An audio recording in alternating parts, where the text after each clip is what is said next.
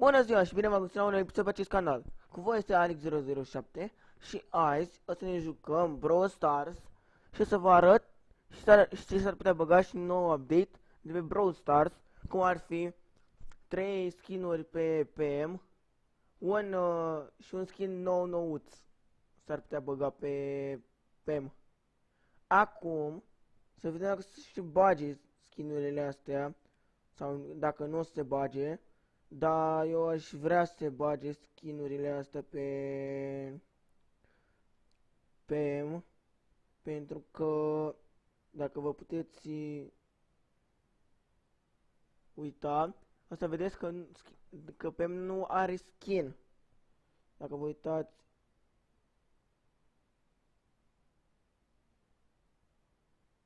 să puțin. Da, o să vedeți că nu are skin pe el, pe M. Și din tot ce auzeam eu, e că s-ar putea băga o legendară numită Chosen și 3 skinuri pe PM s-ar putea băga. Acum, dacă se bage, normal că o să le cumpăr skinurile, pentru că chiar mi-ar plăcea. Și vedeți că Champions o să se bage într-o zi și ceva. Și dacă ne jucăm și Champions puțin, să văd dacă jucăm. Dar eu zic să jucăm. Dacă tot se bagă, poate fac un video mâine cu Champions-ul ca să băgăm frumos. Și acum să... Da, vă poate pica unul dintre caractere: Spike, Crow, Leon sau Sandy. Sau dacă aveți noroc cu unul sau cred că 1 miliard, nu are legendară, Chosen. Vă poate pica dacă aveți noroc cu ăsta. Dar nu știu cât noroc trebuie să ai să-ți pice Chosen. Dar să ai un noroc de la nebun, 1 la 1 miliard să-ți pice Chosen. Da, ce să zic. Dacă ai noroc o să poate pica Chosen. Și să nu uiți să vă anunț de concursul care îl fac cei de la Logitech, care ei îl fac, unde poți câștiga un kit de gaming. Poți câștiga un kit de gaming și cu mouse, tastatură, microfon, nu, cu mouse, tastatură, microfon, căști și cred că și cameră video, toate fără fir puteți câștiga. Și dacă e, da, și acum să o luăm și pe PM ca să vă arăt cum e cu skinurile.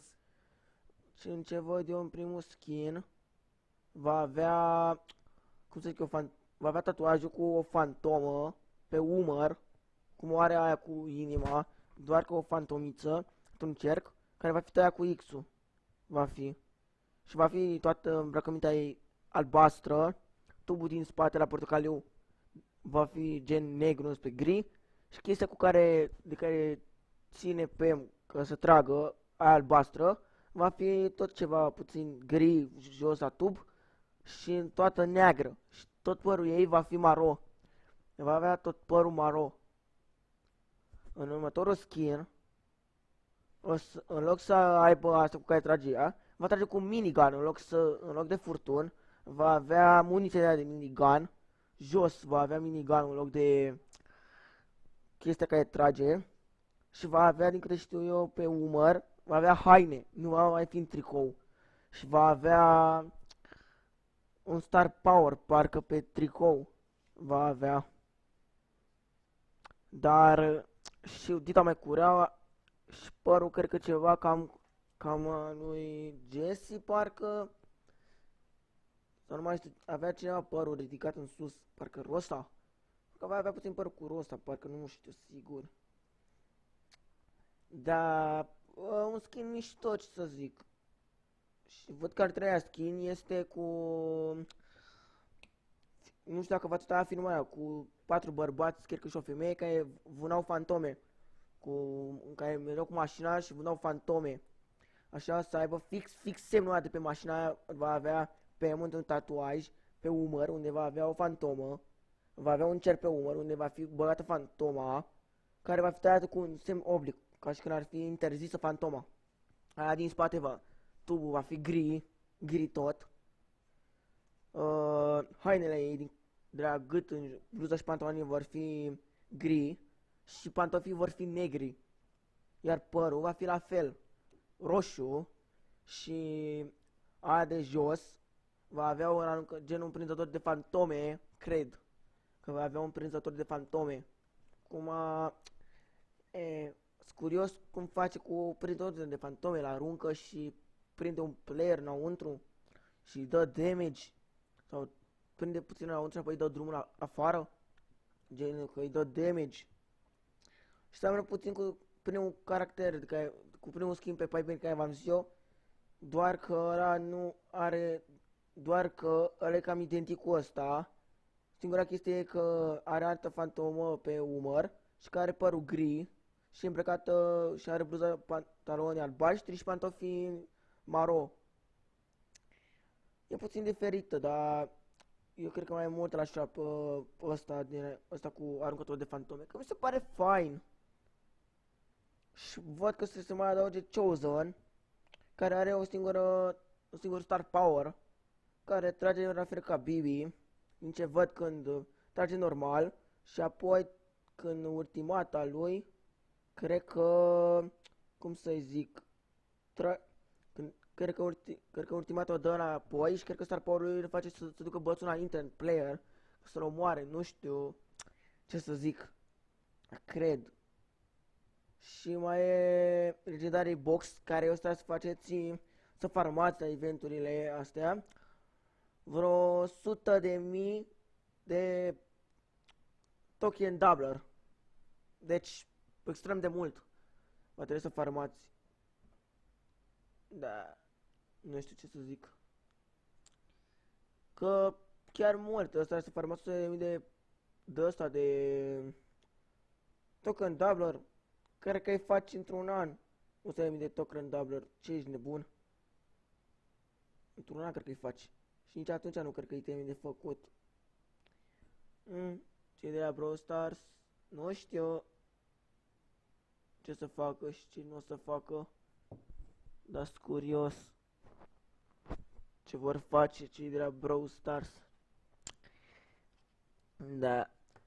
Și acum nu știu dacă să-l iau pe Chosen sau nu o să-l iau. Și să vă spun o chestie, acum dacă vă uitați pe shop, nu-i vedeți skin-ul lui Jesse.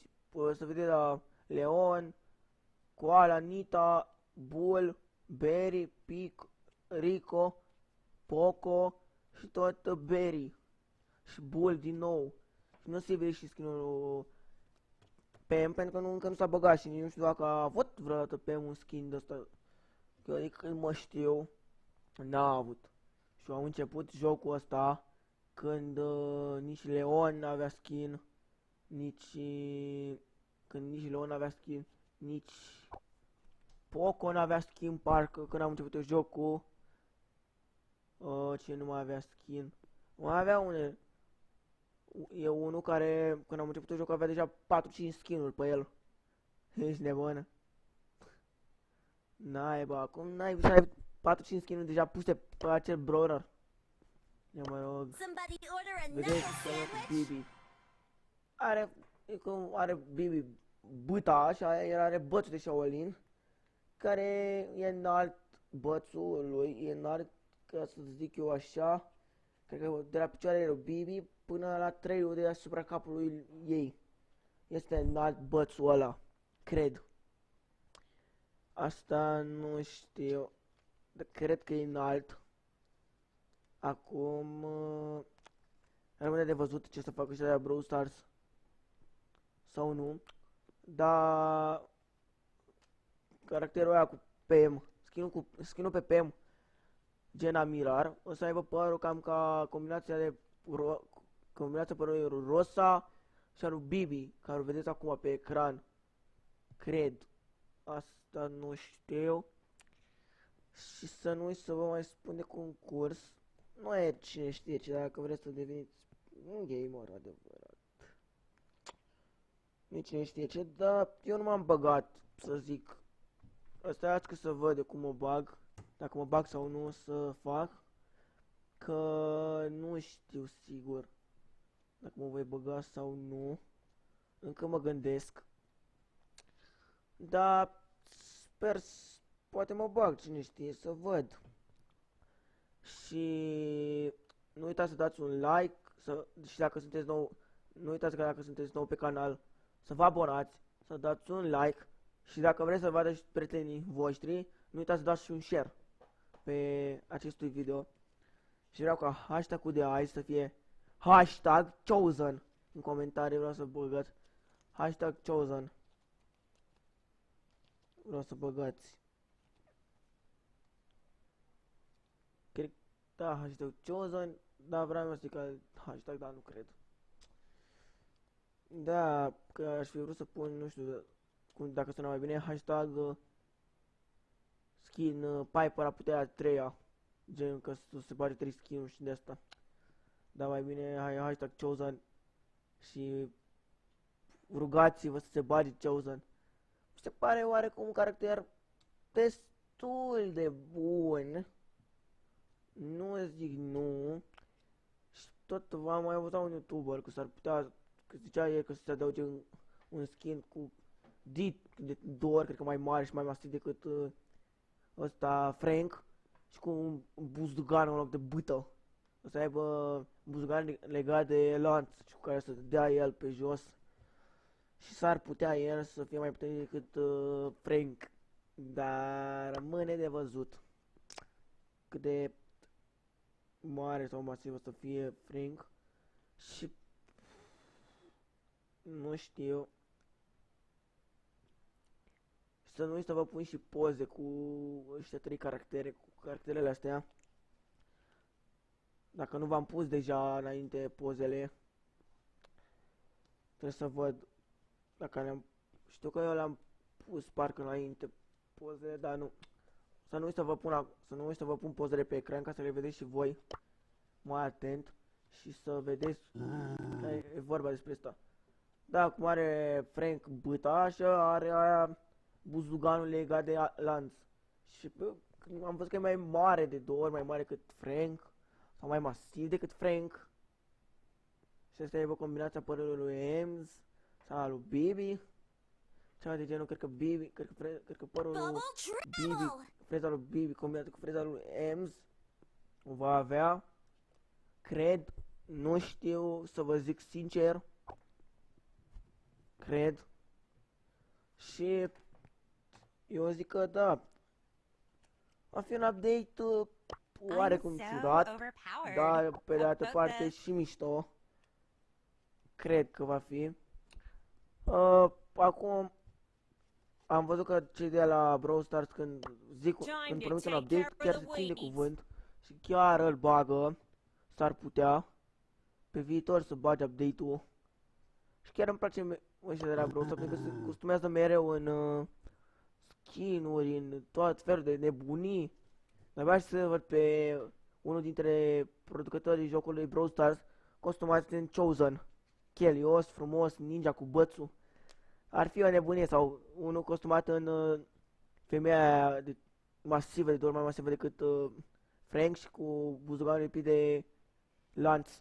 Aia aș vrea să văd pe unul. Cred că unul ar... Da, ar fi ceva să-l fie. Bă, și Frank e unul dintre caractere care mi chiar doresc.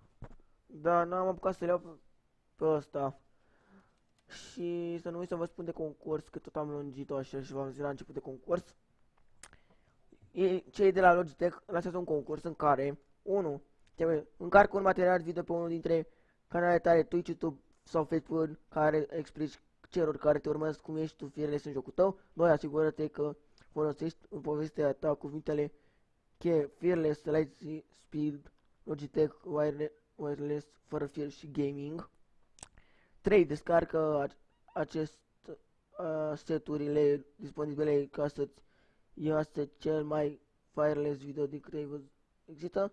Folosește hashtag-ul wireless în titlul videoului și să înscrii link-ul acestui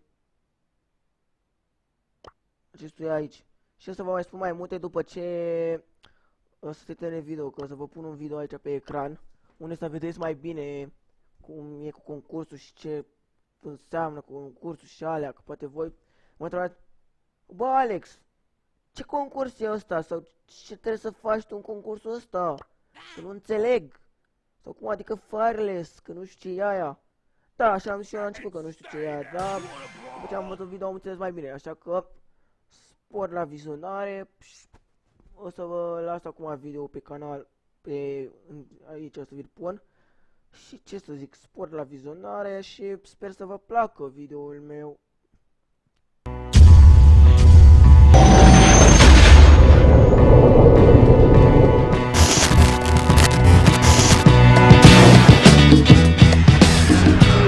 Știi și tu că dacă ești fearless, poți să ajungi oricând să-ți depășești limitele. Poți să ieși câștigător când te aștepți mai puțin și să devii mai bun cu fiecare provocare. Un gamer adevărat e fearless în joc și fearless în fața PC-ului, pentru că lagurile nu trebuie să te împiedice să faci level up. Pentru că știi și tu că e mai bine să spui că ai câștigat jocul decât că ai câștigat XP. Pentru că viteza se transformă în adrenalină în plus pe fiecare viață pe care o folosești. Iar toate astea se întâmplă când ești fearless cu Lightspeed. Când ai încredere că setup-ul tău de gaming are cele mai cool accesorii wireless de la Logitech G. Cea mai tare veste? Oricine poate să fie fearless. Streameri înrăiți sau amatori, gameri profesioniști sau gameri care doar se distrează. Acceptă provocarea! Intră pe fearlessculightspeed.ro, arată-ne că ești fearless și poți câștiga premiul cel mare de la Logitech G.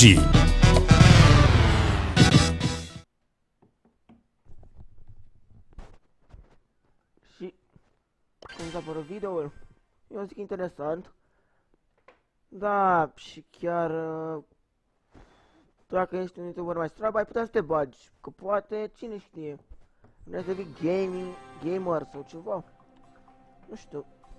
Eu mi-am făcut canalul ăsta pentru a deveni gamer.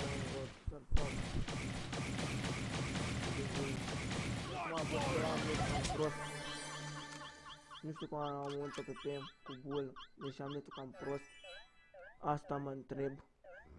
Cum am făcut-o și cred că în următorul video că o să fac de pe telefon. Să-mi instalez du recorder care să filmeze și să filmeze pe telefon. Nu de pe calculator am văzut că nu e prost decât merge pe telefon. Și s-ar putea să meargă oarecum bine. Dar să văd de văzut cum va merge. Bă, văd acum că un te duci Frank.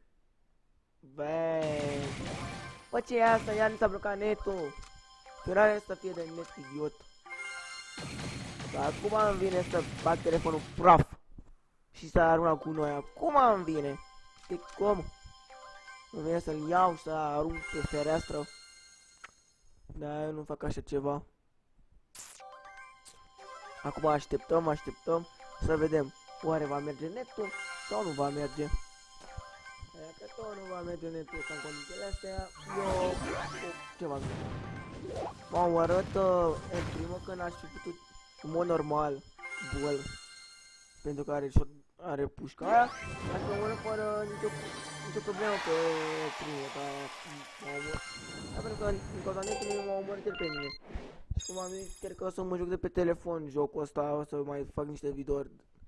Cred că până să-mi iau un nou telefon care o să meargă mult mai bine la net și chestii, o să mă joc pe telefon Brawl Stars până acum și toate videourile care o să le vedeți. Cred că o să le vedeți jucate de pe telefon pentru că mie nu merge netul pe calculator super bine.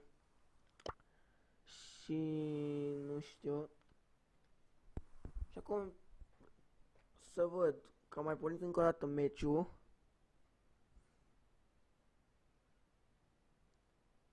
Să vedem.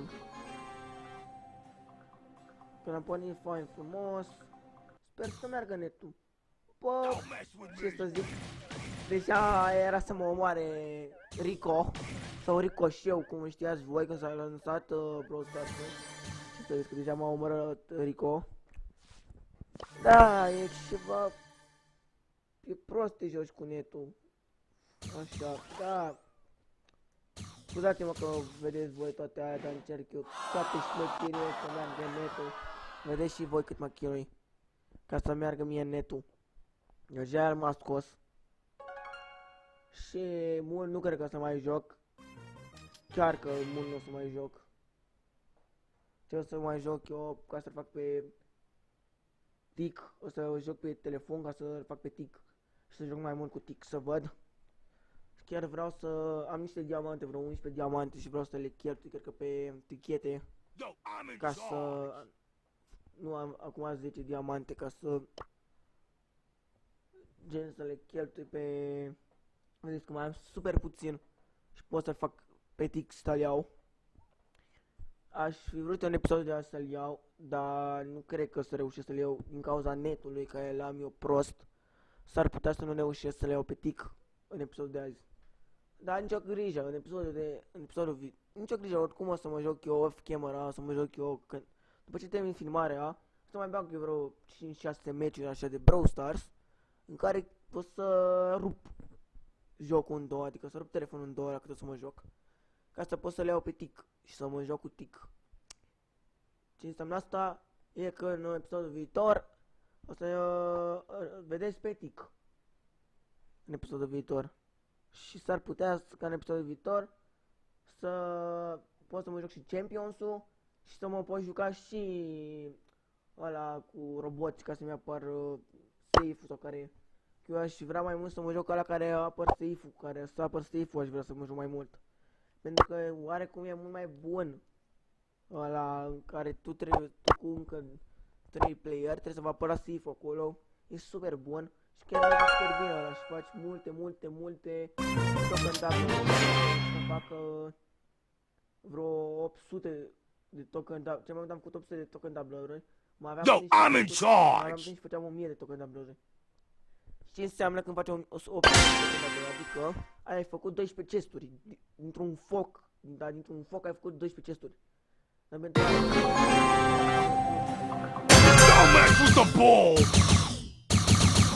să văd dacă e să-mi dau banii pe ăla sau pe bilete. O să văd, că o să mă mai gândesc. Nu sau dau banii pe alea.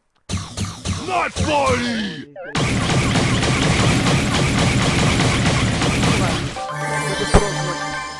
Nu știu cât o să mă mai gândesc.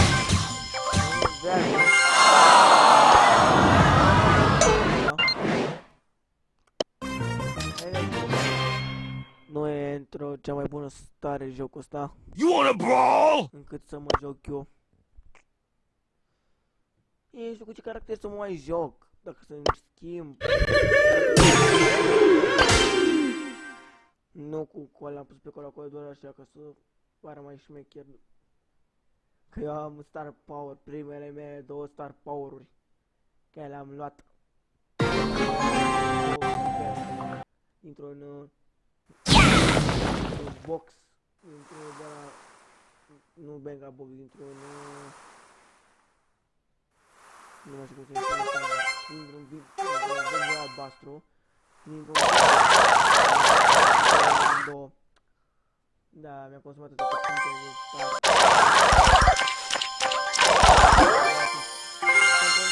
Atunci când faci rank cu 10 pe un caracter sau rank cu 20 îți dă silver.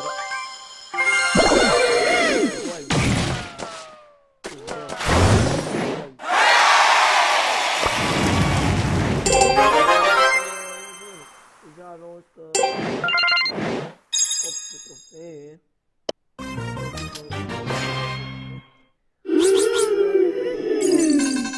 Bă, ne-a dat și token double-uri.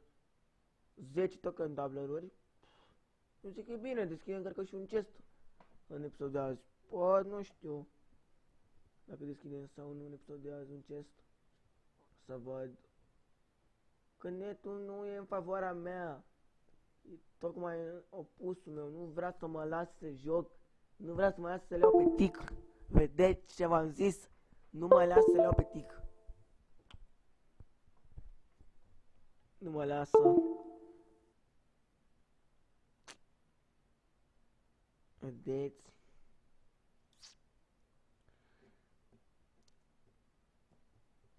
Nici multe meciuri nu o să mai joc cu asta. calculator, cum am zis. Mi-o merge bine, mi-o merge în mai multe frame-uri sau în mai multe FPS-uri și mult mai bine. Mă rog, la cât de prost ne merge netul, mai bine joc de pe telefon, până puține frame-uri sau mai puține FPS-uri. Hai că e să mă iau,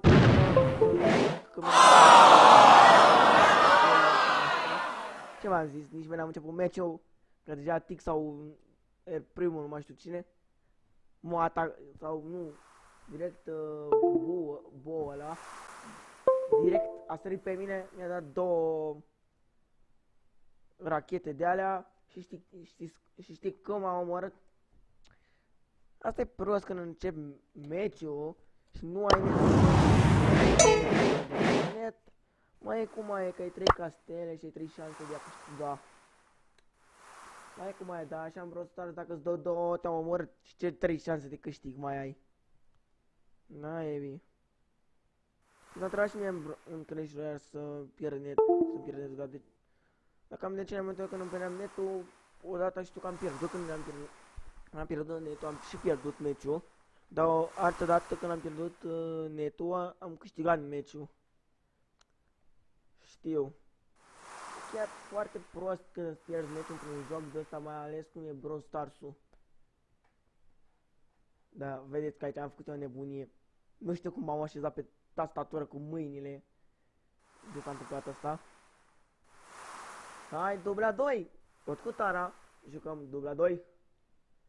Să vedem ce reușim să facem cu Tara. Că nu mă las până nu câștigăm cu Tara.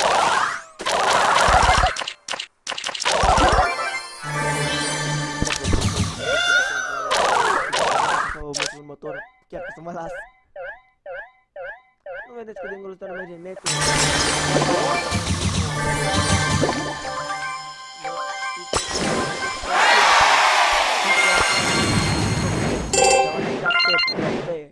Ești nebun, dar nu știu ce să zic. Chiar mă chinui să fac să le iau pe Tic, da, să văd dacă reușesc. Că văd că la 4500 dăm Big Box. Poate reușesc până la 4500 să-l maxez pe Tic la rang 9, ca să-i pătul la Star Power-ul. Sau până la 5000 de trofee. Nu, eu aș vrea ca până la 5000 de trofee, că s-ar putea ca până la... Vreau să ajung ca la 4000 de trofee, când deschid Big Box, să-mi pice direct Star Power pentru Tic. Dar e cam aproape de Tic, de 4500. Să văd că la cât mă joc. De-abia cred că să mă joc. Acum mă joc cu Tic pentru că are level mic și pot să fac multe trofee. Chiar pot să...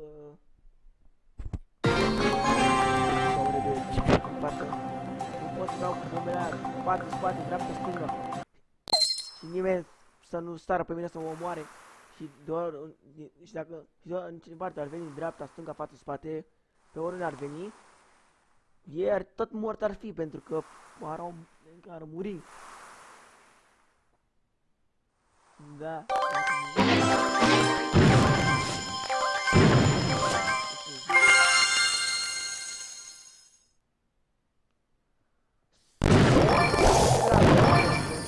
Mă joc cu netul. Nu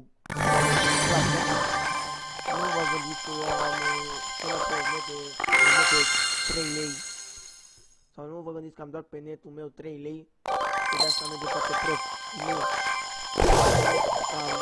Bun. Am un de la Asus, parcă. Sau chiar 2. Doar că unde mă joc eu cu Sprite-ul din camera mea, nu aș zice că prinde netul super bine, pentru că e ceva în cameră, ceva mai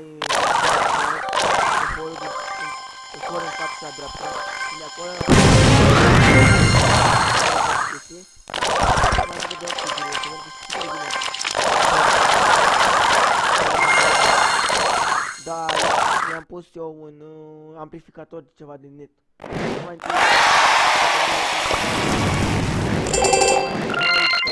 Urce netul până sus în camera aia poți să o ia pe la amplificator, amplificatorul tu mai la mine în cameră, care amplificatorul de la mine în cameră, să-mi bage netul în calculator. Am mai un tip de internet băgat în calculator, care oarecum merge, că văd că pâlpâie și văd că merge. Și nici așa nu pot să fac eu să meargă netul. Netul pe jocul ăsta nu merge. Da, cred că dacă am unit calculator, cred că dacă am unit ăla cum îi zice, telefonul ăla care nu prea am net cu ăsta, s-a ales praful de el. Cred. Nu știu ce să zic, dar cred că da. Acum nu știu. Dar oricum cred că să vă mai pun acum skin-urile pe ecran.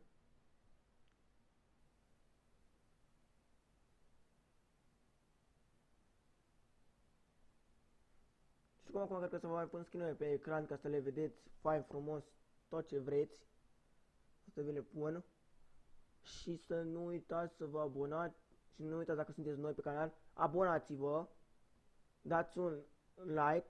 Și dacă vreți să vadă și prietenii voștri, dați și un share la acest video. Deci, ce să vă zic. Și cred că aici închei și eu acest video. Deci, cu voi a fost Alex007 și vă spun la revedere. Și nu uitați să vă înscrieți în concurs. O să încerc eu să pun link-ul de la video, de la concurs în descriere. Video o să încerc. Unde unul trebuie încărcați un material video pe unul dintre canalele tale, Twitch, YouTube sau Facebook, în care explici celor care te urmăresc cum ești tu wireless în jocul tău. 2. Asigură-te că folosești în povestea ta cuvintele wireless, Lightspeed, Logitech, wireless, fără fir și gaming. 3. Descarcă setup-ul așa, disponibile aici ca să-ți ia asta cel mai wireless video din câte există. Și 4. Folosește hashtag-ul wireless în titlul videoului și să înscrie aici link-ul acestuia. Oricum eu o să pun toate cerințele și tot ce aveți de făcut în descriere. Cu link o să pun, pe lângă link o să pun și toate cerințele de la concurs care vă trebuie. Și dacă nu înțelegeți ceva, uitați-vă la video care v-am pus eu cu wireless și astea, wireless. Și cu voi a fost Alex007 și ce să vă mai zic, la revedere! Pa, pam!